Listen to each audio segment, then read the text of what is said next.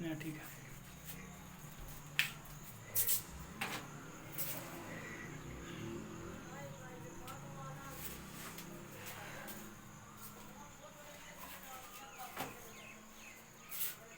चलिए, आज हम लोग पढ़ते हैं फिजिकल स्टेट का एक और चैप्टर, जिसका नाम होगा केमिकल काइनेटिक्स। केमिकल काइनेटिक्स में आपको ये चीज पहले जानना है, पढ़ेंगे क्या। Chemical kinetics is a branch of physical chemistry in which we study about the rate of reaction. Chemical kinetics में हम लोग सिर्फ पढ़ते हैं वो रेट ऑफ रिएक्शन के बारे में। रेट ऑफ रिएक्शन का मतलब क्या होता है आगे समझेंगे। ये है क्या, the branch of physical chemistry in which we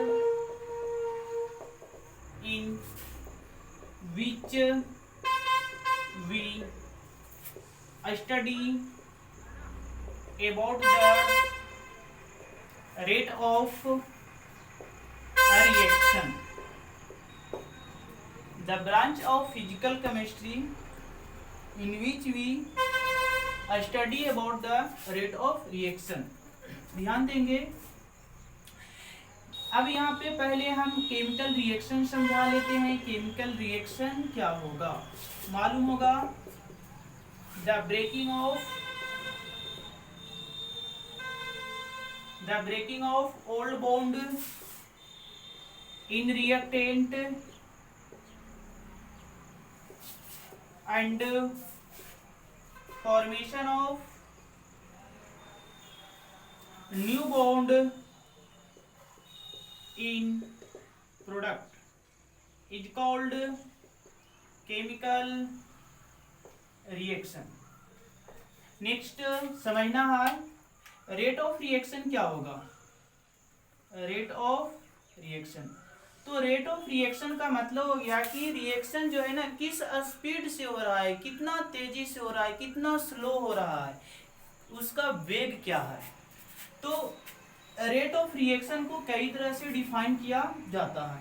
चलिए आप इसको नोट कर ले। केमिकल काइनेटिक्स में रेट ऑफ रिएक्शन को कई तरह से डिफाइन किया जाता है। पहला हम लोग ये रेट ऑफ रिएक्शन का डिफिनेशन जानते हैं, जिसको हम आर से लिखते हैं। कहता है द रेट ऑफ चेंज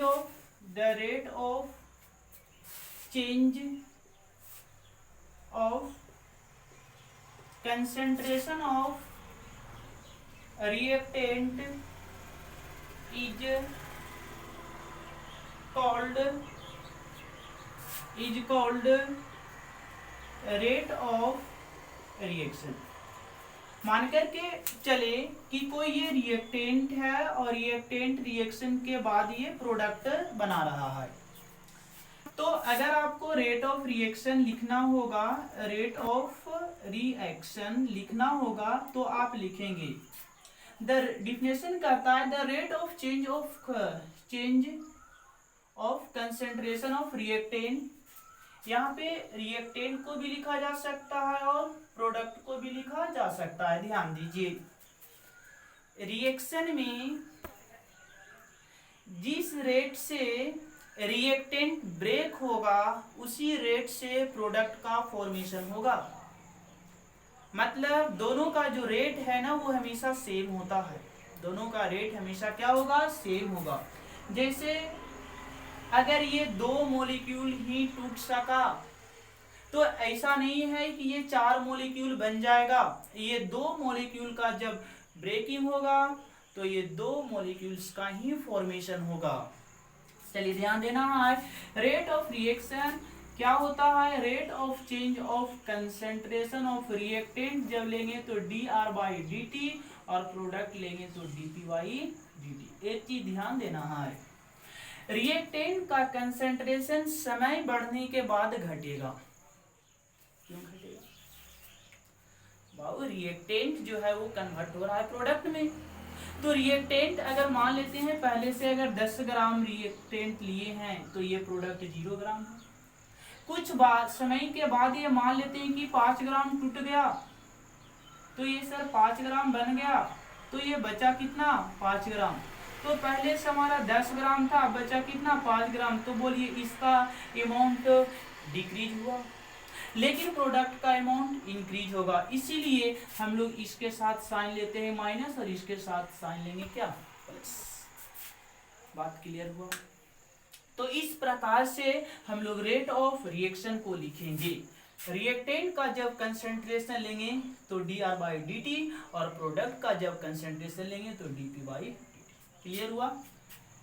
कुछ एग्जाम्पल देते हैं, जैसे मान लेते हैं कि आपको है A प्लस B रिएक्शन करने के बाद बनाया C और D।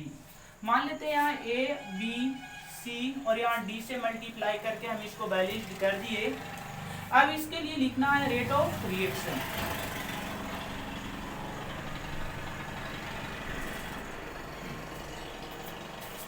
इस इक्वेशन के लिए हमें अब क्या लिखना है, रेट ऑफ रिएक्शन। तो रेट ऑफ रिएक्शन जब लिखेंगे तो कंसेंट्रेशन ए भी रिएक्टेंट है और बी भी रिएक्टेंट है, तो आप कैसे लिखेंगे थोड़ा समझिए। हम लोग कह सकते हैं कि जितना कंसेंट्रेशन ए का चेंज होगा उतना ही कंसेंट्रेशन बी का भी चेंज होगा, उतना ही कंसेंट्रेशन सी का भी चेंज होगा और उतना ही कंसेंट्रेशन डी का भी चेंज होगा। लेकिन जो मल्टीप्लाई किया है उसका भी मतलब है ए पार्ट 1 मॉलिक्यूल नहीं बल्कि 1/a मॉलिक्यूल इसका चेंज होगा, इसका 1/b होगा, इसका 1/c होगा, इसका 1/d होगा। ध्यान दीजिएगा ये दोनों रिएक्टेंट है इसलिए इसके साथ माइनस, ये सब प्रोडक्ट है इसलिए इसके साथ क्या लगा देंगे प्लस लगा देंगे। तो ये रेट ऑफ रिएक्शन लिखने का ये तरीका हो गया। अब कुछ हम आपको क्वेश्चन देते हैं जिसमें डिफरेंशियल फॉर्म में लिखना होगा रेट ऑफ रिएक्शन। जैसे मान लेते हैं कि क्वेश्चन दे रहा है H2 प्लस Cl2 रिएक्ट करके HCl बना रहा है। बैलेंस करने के लिए आप यहाँ पे 2 से मल्टीप्लाई करते हैं।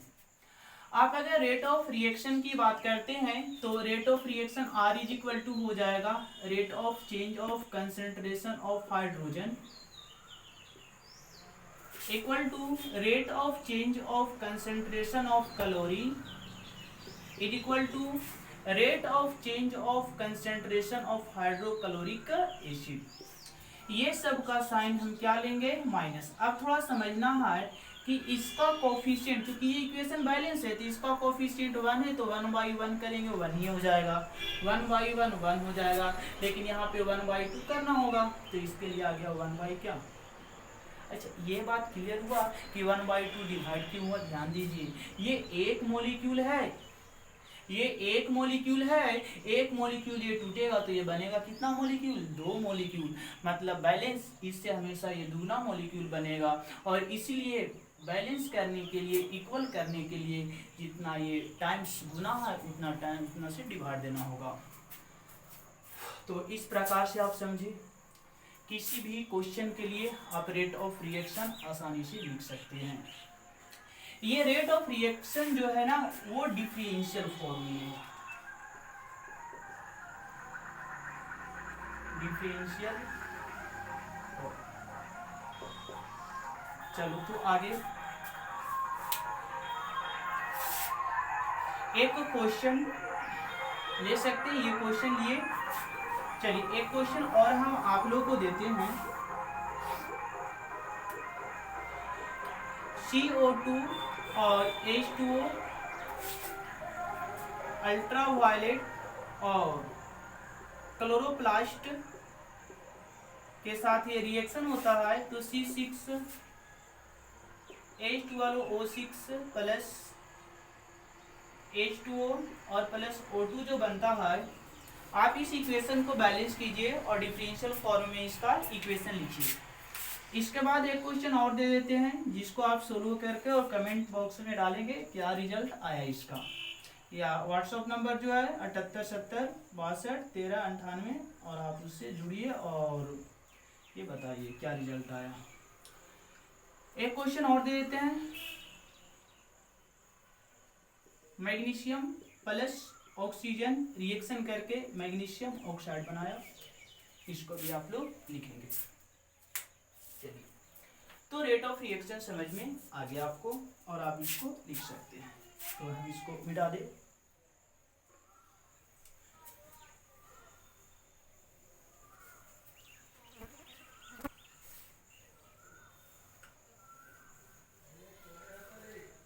चलिए, यहाँ पर आगे हम लोग पढ़ने वाले हैं आज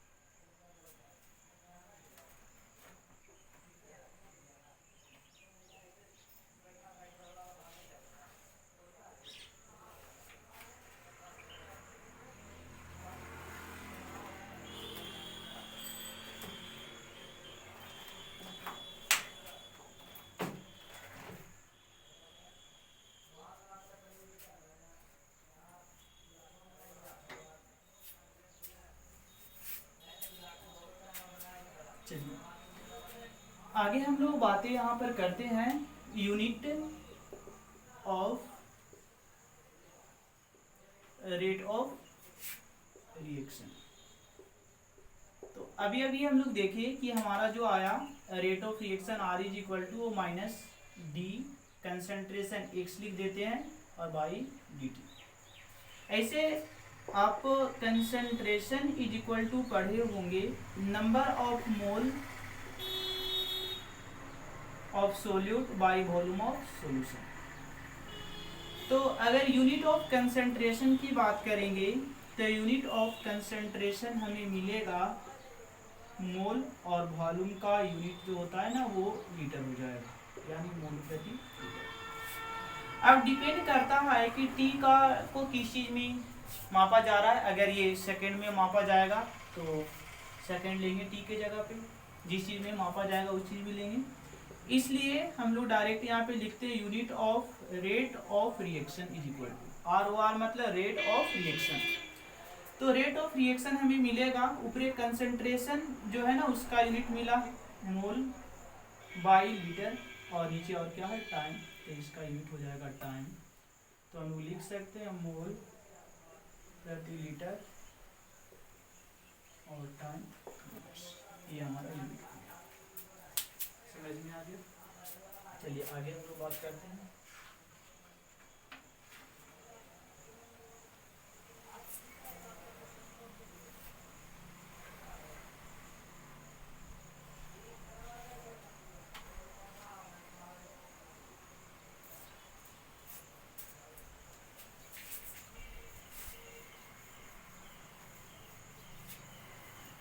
अगला टॉपिक आज जो पढ़ते हैं वो हमारा होगा law of mass action. Law of mass action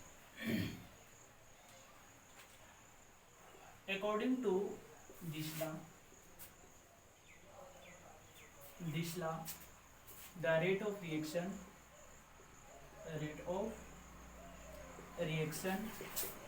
is directly proportional to the concentration of a reactant and arising to the power of given coefficient। जैसे ध्यान देना है, मान लेते हैं कि कोई रिएक्शन है ए और बी, रिएक्शन करके कोई प्रोडक्ट बनाया बी, बैलेंस करने के लिए ए और बी से मल्टीप्लाई कर दिया। तो जब लॉ ऑफ मास एक्शन हम लोग लिखते हैं तो लॉ ऑफ मास एक्शन कहता है कि रेट ऑफ रिएक्शन जो है यानी आर जो है वो क्या होगा, डायरेक्टली प्रोपोर्शनल होगा कंसंट्रेशन ऑफ रिएक्टेंट। तो रिएक्टेंट यहाँ 2 है, ए का भी पावर ए होगा, क्या directly proportional to concentration of reactant and arising to the power of given coefficient. जब रिएक्टेंट सिर्फ ए है तो A directly proportional A to the power A, power इसका कोफिशिएंट ही होगा, R directly proportional B to the power B first, और इसको क्या मान लेंगे सेकेंड इक्वेशन। दोनों को अगर कंपेरिजन करेंगे तो R directly proportional A to the power क्या मिलेगा ए, और बी टू द पावर क्या मिलेगा बी। अगर यहाँ पे डायरेक्टली प्रोपोर्शनल के साइन को हटा देंगे और अगर इक्वल टू का साइन दे देंगे तो ये आ जाएगा के गुना ए के पावर ए गुना बी के पावर क्या ई। तो इस प्रकार से हमें मिला आर। तो are is equal to K गुना A to the power A and B to the power B, where K जो है ना वो एक कांस्टेंट है, और यहाँ रेट ऑफ रिएक्शन के लिए आया है इसलिए इसको हम बोलते हैं rate constant. R is a rate constant. Clear हुआ? तो ये लॉ ऑफ मास एक्शन जो है ना वो थियोरेटिकली है। कहने का मतलब हो गया कि थियोरेटिकली थ्योरी के हिसाब से अगर ये देखा गया तो रिजल्ट सही मिला, बट एक्सपेरिमेंटली ये जो था वो रॉन्ग था। तो आगे आप नोट में एक पॉइंट लिख देंगे, this law is theoretically right but experimentally wrong. This law is theoretically right but experimentally wrong. So next we can study about the experimentally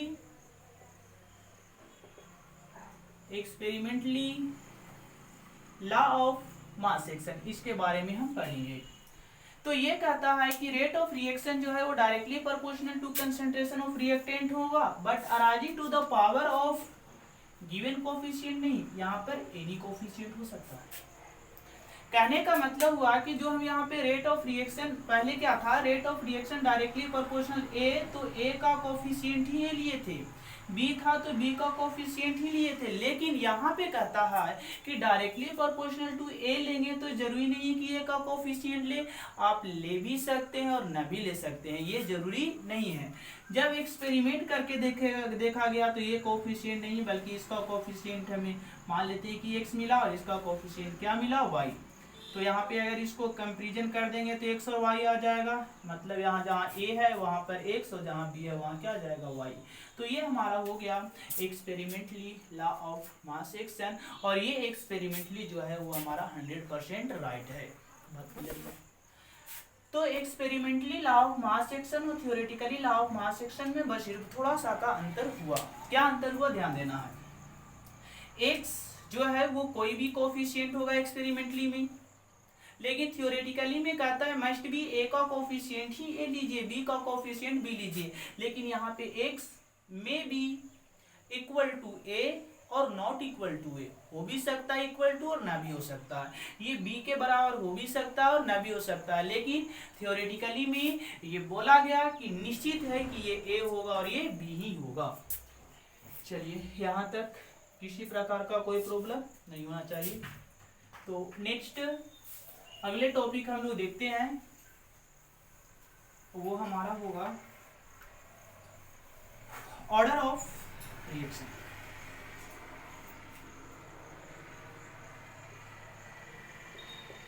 order of reaction कहता है the summation of power of concentration of reactant in given experimentally equation of law of mass action। Law of mass action के experimentally जो equation आया था उसको में जो reactant का जो पावर था उसी का समेशन क्या कहलाएगा, ऑर्डर ऑफ रिएक्शन। जैसे R is equal to K into A to the power दिया हुआ होगा x और b टू दी पावर देगा y। तो अगर यहाँ पे ऑर्डर ऑफ रिएक्शन आपको लिखने होंगे तो order of reaction is equal to direct लिख देंगे x प्लस वाई। कहता है कि x और y को जोड़ेंगे तो ये रिजल्ट क्या क्या आ सकता है। ये रिजल्ट 0 आ सकता है, ये रिजल्ट 1 आ सकता है, ये रिजल्ट 2 आ सकता है, ये रिजल्ट 3 आ सकता है, 4 आ सकता है, इसी तरह से ये क्या आ सकता है, n आ सकता है। तो जब 0 आएगा तो इसको हम लोग बोलते हैं zeroth order of reaction, zeroth order of reaction. अगर इसको सोल्व करेंगे तो 1 आ गया, 1 आ गया तो इसको बोलेंगे फर्स्ट ऑर्डर ऑफ रिएक्शन। जोड़ेंगे 2 आ गया तो क्या कहलाएगा, सेकेंड ऑर्डर ऑफ रिएक्शन। जोड़ेंगे तो क्या आ गया, थर्ड आ गया तो इसको बोलेंगे थर्ड ऑर्डर ऑफ रिएक्शन। इसको जोड़ेंगे फोर्थ आ गया तो क्या बोलेंगे, फोर्थ ऑर्डर ऑफ रिएक्शन।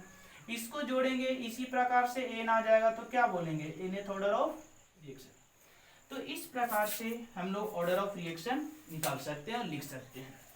चलिए एक एग्जांपल है, बोर्ड में ऑब्जेक्टिव क्वेश्चन हमेशा ये डालते रहता है, जिसमें ऐसा देगा आपको, if experimentally law of mass action is given equation will be a to the power 1 by 2 and b to the power 3 by 2 then find their order of reaction।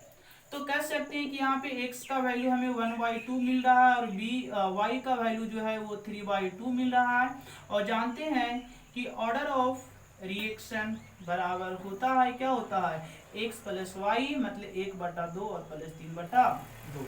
इसको एलसीएम देखेंगे तो 2 होगा, 1 प्लस 3 यानी 4/2, मतलब हमारा रिजल्ट क्या आया, 2। यानी ये कौन सा ऑर्डर है, ये हमारा सेकंड ऑर्डर है।